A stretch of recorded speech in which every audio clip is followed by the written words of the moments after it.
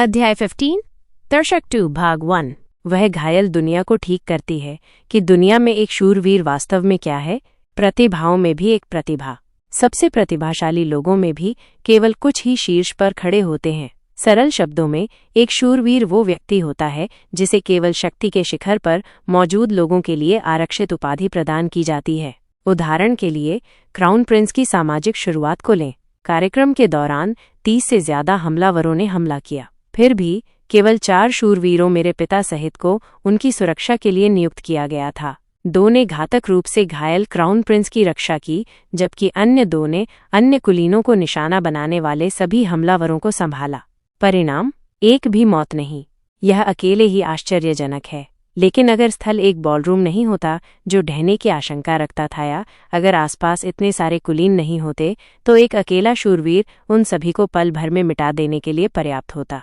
शूरवीरों के पास सैकड़ों साधारण सैनिकों के बराबर शक्ति होती थी। ऐसे अतिरंजित संशोधक उन्हें बेतुका लगे बिना ही शोभा देते हैं।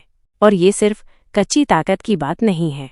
एक शूरवीर को रणनीति, युक्ति, नेतृत्व, संसाधनशीलता, जादू और बहुत कुछ में महारत हासिल करनी चाहिए। कोई कितना भी कठिन प्रशिक्षण ले या कितने भी कौशल को परिष्कृत करे, ज्यादातर लोग मुश्किल से एक शूरवीर के वस्त्र के हिम को छू पाते हैं। इसीलिए शूरवीरों का इतना अधिक सम्मान किया जाता है। बिना किसी शिकायत के उन्हें कई अधिकार और विशेषाधिकार प्रदान किए जाते हैं। उदाहरण के लिए, एक साधारण शूरवीर को आजीवन शाही समर्थन मिलेगा खुद के लिए और उनके परिवार के लिए 3 पीढ़ियों तक। योग्यता प्राप्त करने पर उन्हें एक कुलीन उपाधि भी प्रदान की जाएगी, जिससे वे एक नए कुलीन घराने के संस्थापक बनेंगे। यदि कोई कुलीनता से आता है तो उनके परिवार की प्रतिष्ठा और प्रभाव काफी बढ़ जाएगा। स्थिति के आधार पर वे सत्ता के उच्चतम पदों तक भी पहुंच सकते हैं।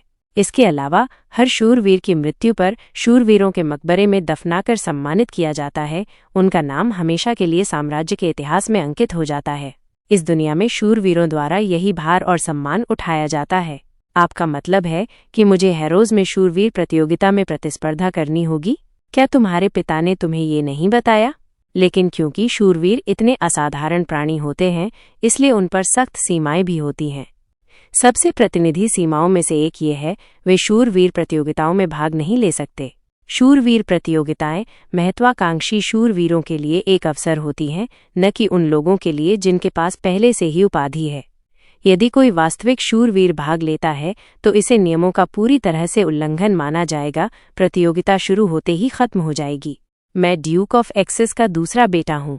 शूरवीर प्रतियोगिता में भाग लेना।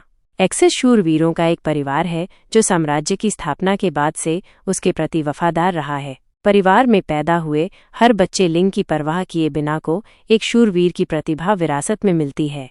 इसीलिए आधिकारिक तौर पर शूरवीर बनने से पहले भी ड्यूक के किसी भी बच्चे ने कभी भी शूरवीर प्रतियोगिताओं में भाग नहीं लिया।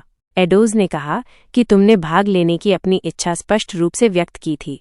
जब मैंने लाक्षणिक रूप से मना करने की कोशिश की तो सम्राट ने अपनी आंखें सिकोड़ी और पूछा, ये गलतफहमी कहाँ से आई? मुझे बेहतर होगा कि मैं अपनी याददाश्त में सब कुछ समझा दूं। मूल उपन्यास में सम्राट कठोर दिखते हैं, लेकिन वे अपेक्षा से ज्यादा हंसमुख हैं। गोलमोल बातें करने की बजाय सीधे सीधे बोलना ज्यादा समझदारी भरा होगा। मुझे तो ये भी नहीं पता था कि डची ऑफ रोजेलिया में कोई शूरवीर प्रतियोगिता है। तो तुमने क्यों सोचा कि तुम्हें शाही महल में बुलाया गया था? मेरे पिता ने कहा कि वो इस हफ्ते डची ऑफ रोजेलिया का दौरा करेंगे, इसलिए मैंने सोचा कि मैं पारिवारिक मामलों के लिए उनके साथ जा रहा हूँ। चूंकि ये मेरी पहली उपस्थिति है, इसलिए मैंने मान लिया कि मैं लोगों का अभिवादन करने जा रहा हूँ। मैं समझता हूँ, एडूस। हाँ, योर मैजेस्टी। समझाओ। अगर तुम उसे प्रतियोगिता में प्रवेश करने के लिए मजबूर कर रहे हो तो मैं बहुत निराश होऊंगा।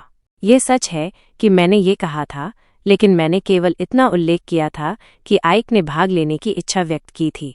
क्या तुम्हें ये विचार कहाँ से आया? पिछले सोमवार डची ऑफ रोजेलिया की मिस रीना खुद मेरे पास आईं और उन्होंने ये कहा, इसलिए मैंने मान लिया कि ये सच है। लेकिन ऐसा लगता है कि कुछ गलतफहमी हुई थी। पिछला सोमवार? रीना?